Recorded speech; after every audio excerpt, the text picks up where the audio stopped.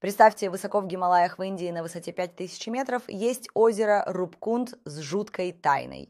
Большую часть года оно скрыто подо льдом, но летом вода отступает, и перед нами открывается настоящий кошмар. Сотни человеческих скелетов.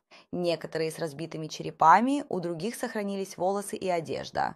Кто они? Паломники, армия, жертвы древнего ритуала. Ученые до сих пор спорят, а местные жители уверены, это место проклято. Говорят, души погибших не находят покоя.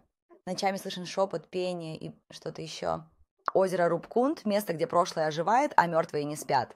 Загляните в его воды, и вы увидите не свое отражение, а предупреждение. Природа хранит тайны, которые лучше не раскрывать.